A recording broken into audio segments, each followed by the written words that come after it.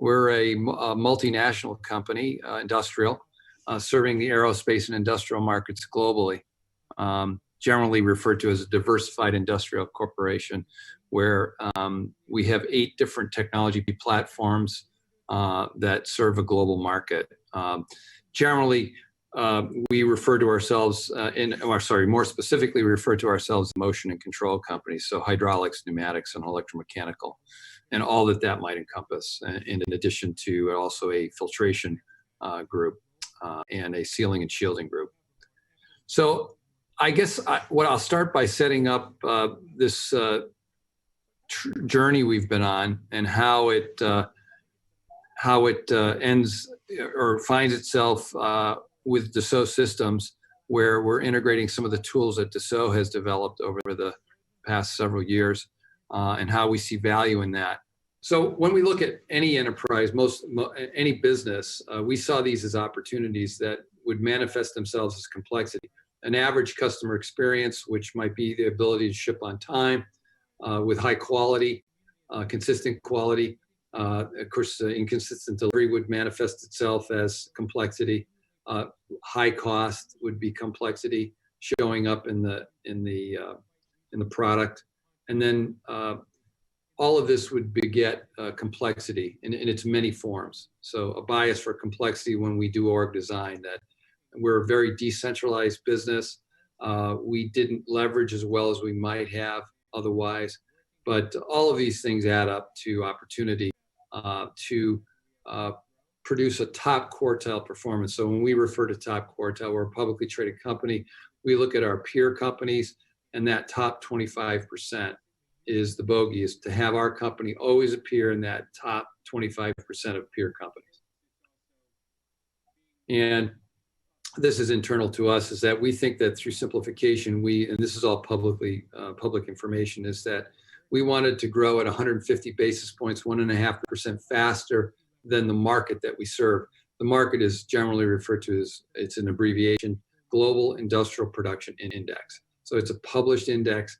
Our objective is to grow at 150 basis points higher than the GIPI, the Global Industrial Production Index. And that fluctuates up and down right now with all that's going on in the world with the pandemic. Obviously, the index is way down. But we always want to be 150 basis points higher, whether it's up or down. We still want to outperform it. And we wanted to improve our profitability to 19% ROS, return on sales. So our traditional simplification efforts had revolved around things like org design, organizational structure, and then the 80-20, that 80% of any business, 80% of profits and sales come from 20% of the portfolio. So by slicing and dicing that, could we eliminate complexity? The answer is a resounding yes. But as we consider the origins of complexity, saying, look, we're doing all this great work, but there's complexity still here. It still exists. Why? Despite all our best efforts, it's still complex. And so my boss, the CEO of the company, Tom Williams, I was in one of my monthly meetings, and he drew this line, and he said, if you think about the continuum of a product, from birth to death, and you draw it as a straight line, it's pretty well understood that 70% of a product's cost is determined during the design phase of the process, and that the other 30% of cost is labor and overhead. And his question to me was, why are we spending all our time over here? If this is true, and it's generally agreed by most people that that's in fact what happens, we're doing all this great work over here with lean manufacturing, supply chain, POP, business simplification. What are we doing? And we refer to that as conventional simplification. What are we doing over here to reduce complexity, business complexity, to address it? So when I took up the challenge, and I started to apply my experience to answer the question, and it occurred to me that decisions that were made over on the right-hand side, there were hundreds, thousands of them made in the life of the product. And they could, in our case, we have very long product life cycles, generally of greater than 10 years. Some of the products could be 20 or 30 years. but there were hundreds or thousands of decisions that were taken over the lifetime of the product. They had limited impact, and they were relatively easy to change. So, I might say that I need to, lengthen a wire on a wiring harness, or I might want to change the connector on there. So all of these things contribute to complexity, and there were processes in place that we felt could address that reactively, not proactively. And there were things like lean manufacturing and things of that nature.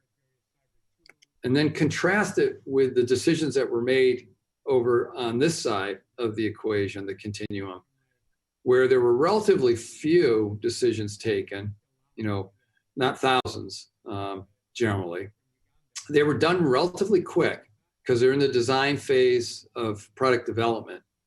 And they have huge implications, significant and long-lasting impact. And they're very difficult to change, generally because in our case, it involves tooling.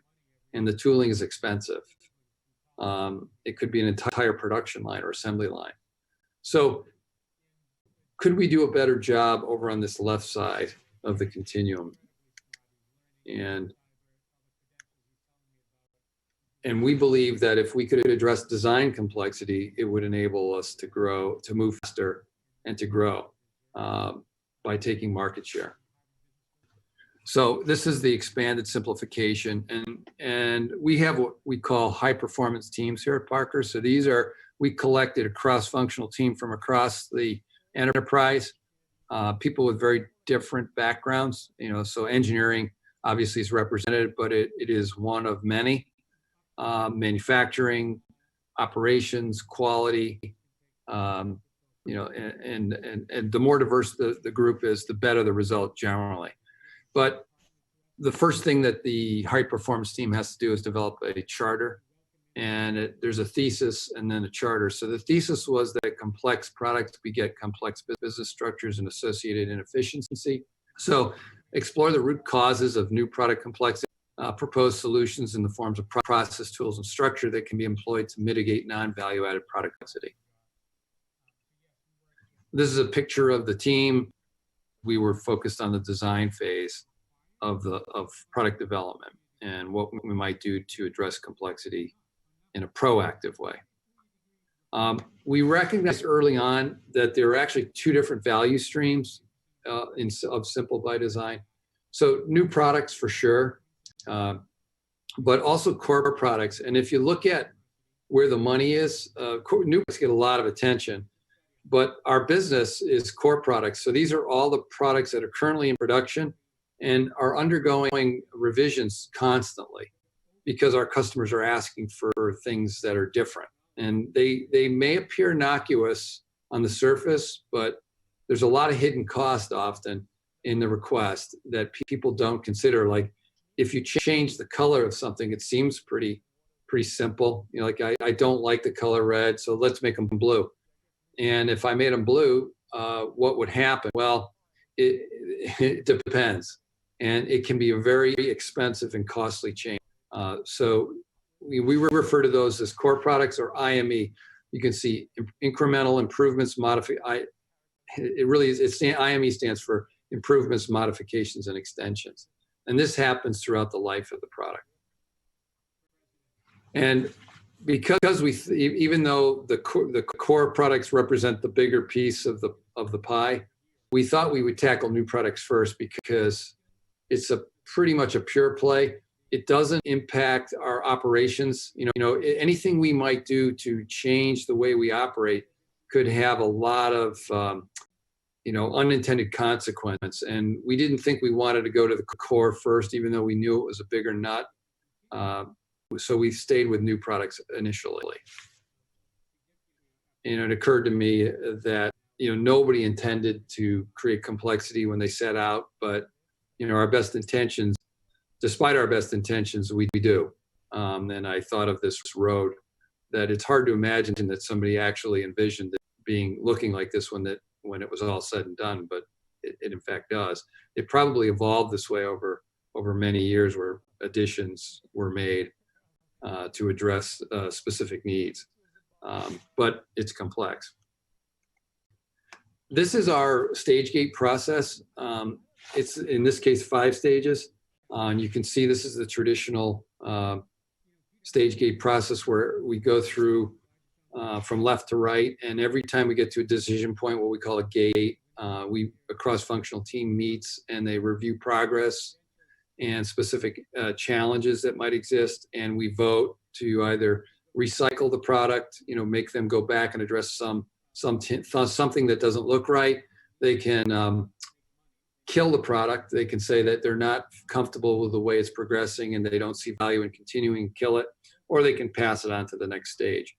So we've been doing this for a long time, but because we're focused on new products, we focused a lot of our attention, and at least initially, in value creation, right at the beginning there, where we're doing design, product design.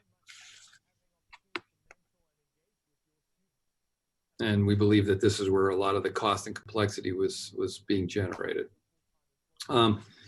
We were focused on creating, real value, customer value. So function divided by cost equals value, and that these things, function and cost, are actual monetary. They have a value, they have a real cost, and so we had to actually look at what was the real cost of function, what was the real cost of the product when it was developed, material cost, labor and overhead, and were we generating significant value for the customer? This is a construct that we've worked on for a number of years, where we look at product function. And again, then this would be in the US, a dollar value, a euro value in Europe, and then a product cost on the horizontal axis. And you've got these 3 different quadrants. This is just me having fun with it. Must have product that the market just has identified as something that's a game changer. You've got to have it. The hard sell is where it probably looks okay, but it's probably more expensive than the incumbent thing, whatever the next best alternative is.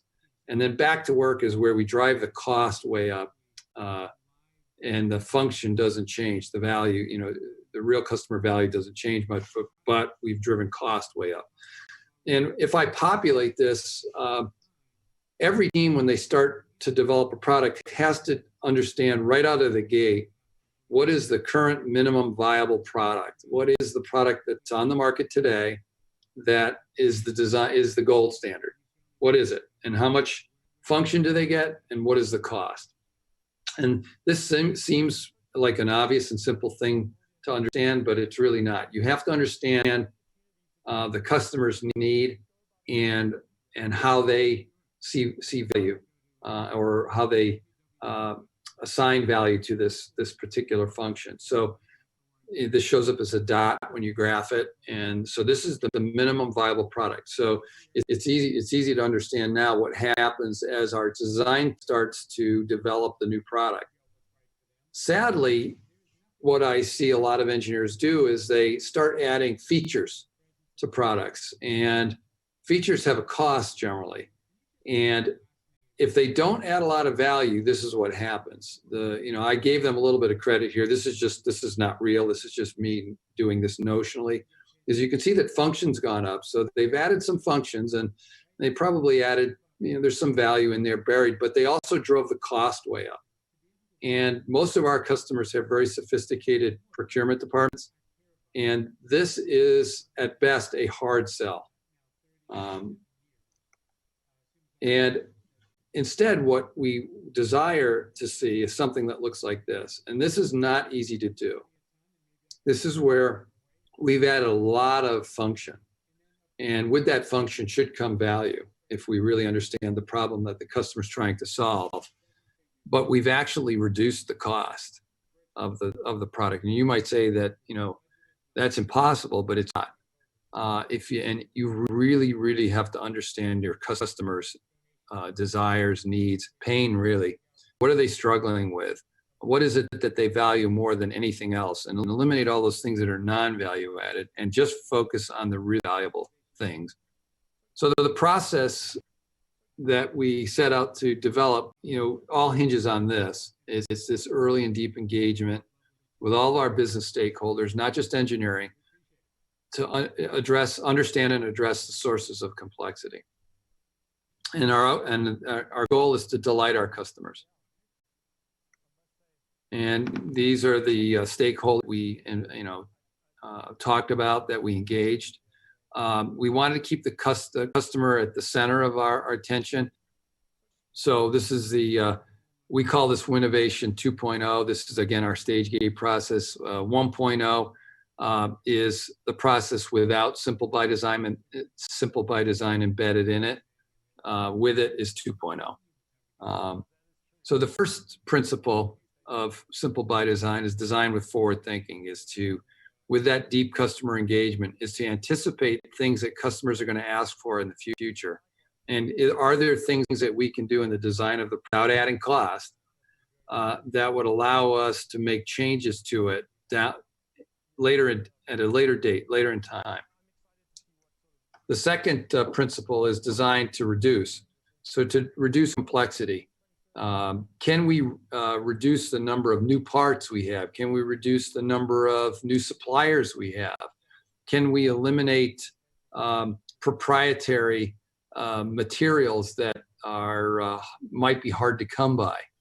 So there's a lot of detail that I'm not going to show you today in this presentation that's embedded underneath these things. Designed to reuse. Can we reuse parts that already exist? Why do we need to invent new when we've already got very similar or exactly what we need released into the system? And we'll talk in more detail in a minute why that happens.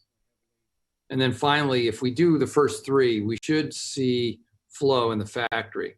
We should not see the kind of bottlenecks that we experience today in many cases. And if I overlay that, if I look at the principles and where they might show up inside our process. So this is the stage gate process. You can see the gate 1 up at top there, gate 2, and then gate 3. And then what we call blueprint, which is where we go really deep with our customers into the market, discovery interviews with customers, preference interviews, testing. We develop objectives for the customer. Customers engaged throughout this whole thing. And then hopefully we're creating value. That's actually the design phase there. And then finally, we're able to develop a business case. So that value creation piece is where the engineers are actually designing something. And then we're going to share it with the customer, and hopefully they like it, and we'll be able to develop a very detailed business case at that point. So there's a lot of work going on here. It's all happening very, very early in the development process. So before the gate 3 and a five gate process.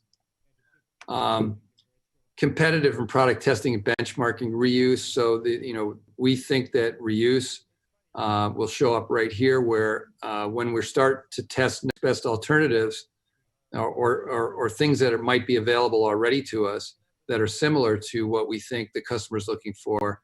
Can we reuse something that already exists in our portfolio of products? So, we've done some competitive benchmarking. We should understand if there are products already available inside of Parker's portfolio. Can we reuse some of that instead of starting new? And then this value creation, this design concept is forward thinking, reduce, reuse, and flow. So all these things are going to go on. This is where what I was talking about when I said that we're going to make relatively few but very big and impactful decisions here. We're going to develop things like should cost models. We're making decisions on how we're going to manufacture something. Kind of tolerances are we going to have to hold? Who are the suppliers that we're going to choose? What are the materials that we're going to use to make the thing, whatever it is? And if we do all this well with the Simple by Design principles, we think that it'll yield, we'll use forward thinking, we'll reduce, we'll reuse, and we think it'll yield flow. And then we'll develop the business case. It's very unusual to release a product to production these days where we have failures of the product itself from a technical standpoint. We have a very good track record that way. And most companies these days do, because we have very sophisticated tools available to us, modeling tools, model-based engineering, really a game changer in our ability to develop products that work. Where we've often struggled, however, is on the business side. I showed you some of the work we do up front to engage the customer to make sure that we're not developing the answer to nobody's question, which any design team has probably done over time. Is we fall in love with an idea, but we fail to validate value with the customer, and we end up with something that nobody wants. So we don't want to do that. But we thought there was a way to get at complexity. So this is a golf score where we're looking for a low number is better. And we have that cross-functional team I showed you score the product as it matures, as it moves through the stage gate process. And what we're looking for here is the number to drop. Might not be unusual to see a fair amount of scatter early on too, that there's generally not agreement. There's disagreement within the team that engineering probably loves the idea because they developed it, but manufacturing hates it. Quality may have a lot of concerns about being able to, maintain a high level of quality. So at the first time we scored at gate 2, it wouldn't be unusual to see a very wide distribution on scores. Standard deviation, would not be where we wanted it to be eventually. As we move through the development process and get to gate 5, one would hope that we have good alignment around complexity assessments, that everybody's in general agreement. There still might be some difference in score, but that it's a much tighter cluster than what it would have been before. And there's a lot of detail in here. I'm just showing you one, but these are scorecards. We made it simple. It's scoring from 1 to 5. 1 is excellent, 5 is not excellent, is bad. So this one would be avoid exposure to material and commodity market volatility. So let's try not to choose materials that are really hard to come by, where we might be at the mercy of a single country or a single supplier, and where price might fluctuate wildly because of availability. And this is again just me notionally. This would be gate 3, so it's not the first time they did it. It's the second time the team had voted. This is my over 30 years of experience speaking. Manufacturing, you can see, hates it. Product engineering loves it. This is not unusual because product engineering designed it. Manufacturing's got to make it every day. Health and safety is kind of in the middle. Quality is kind of in, they're not wild about it either. Supply chain's not wild about it. Maybe they've got a lot of new suppliers in there with unproven records. Sales and marketing's okay with it, and operations and lean is in alignment with manufacturing. They typically go hand in hand. As I get to gate 5, I want to see something that looks more like this. So the software tools, and this is where Dassault comes in, is access to data. This is the big game changer. I think back to when I started my career, I had catalogs and books all around my desk of suppliers, and you walk to an engineer's office today and you don't see any of that. It's all online. So they have access to data, and they don't have to keep these volumes and volumes of catalogs in their offices. And Parker right now, and this is just generally a number that we believe is a good number, is about 26 million active part numbers in our system. So it's a big number. And we know that a typical engineer, this is something that's generally agreed upon in the industry, is that a typical engineer will spend 45% of their design time looking for information. So if I had access to the data behind that 26 million part numbers, what would happen? And today, I'm not embarrassed to say that generally I won't. There's a lot of things that we do many, many times. We're a very diversified company. We're global. And it's not unusual for people to spend their entire career here in the company and not talk to a lot of other divisions, operating divisions, that have a P&L outside of the one they work. So what if I could connect them all and give them access to information? What kind of leverage might I enjoy? And this was, you can see the one part X Elite a priori is automated cost modeling that we're using. And, it's a form of AI, early days, but the ability to search large databases in a relevant format. So part geometry, percent similar materials used in manufacturing methods. This is a demonstration of the Dassault One part, where we just chose 2 pilot divisions, and we looked at the parts that were available to them in their systems. And you can see what the software is doing. It's looking at everything, and it's saying that there's 4,233 potential standards available, and maybe 12,000 alternatives, 21,500 unique parts. So that information is valuable. And then, of course, you can drill into it. This was a I'm not going to show it, but there's a video that goes through the process where you can actually see where the software returned actual parts that were 100% similar. They were duplicates. And we expect that there's a lot of low-hanging fruit inside the company. We don't expect it will take very long for us to eliminate that duplication of effort, but it's a big opportunity for us.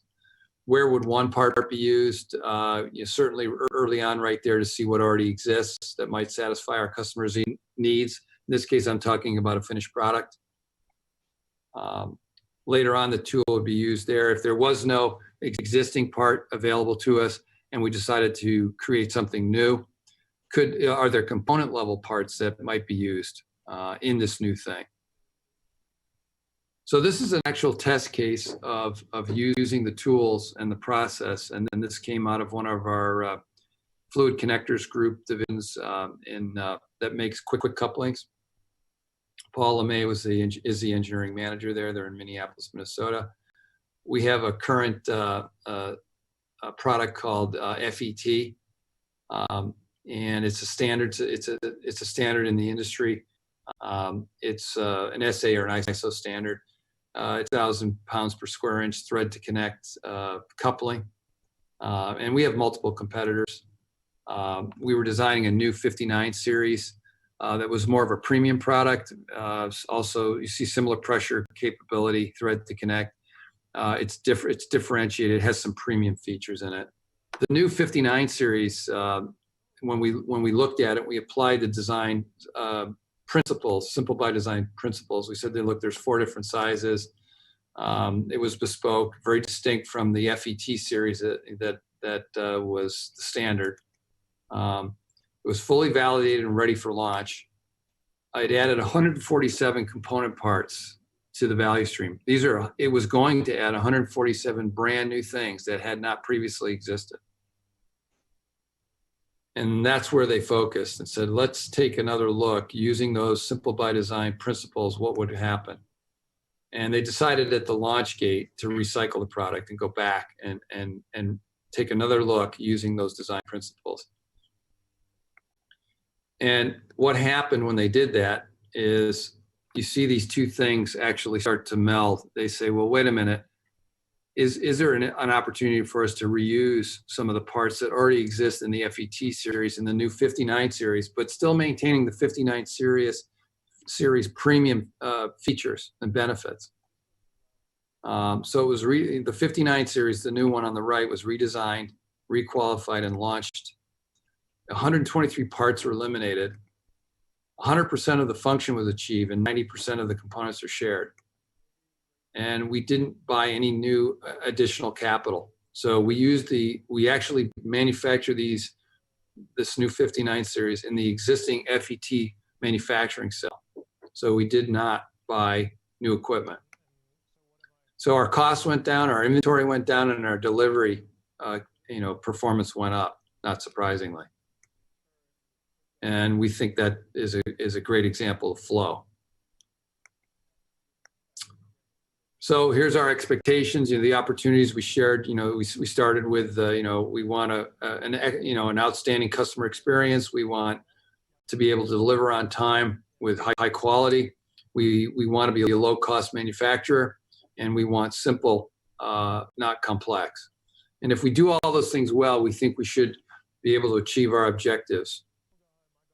So resulting in higher value must-have products, improved margin, improved customer experience, sustainable market advantage, and speed. And that's it.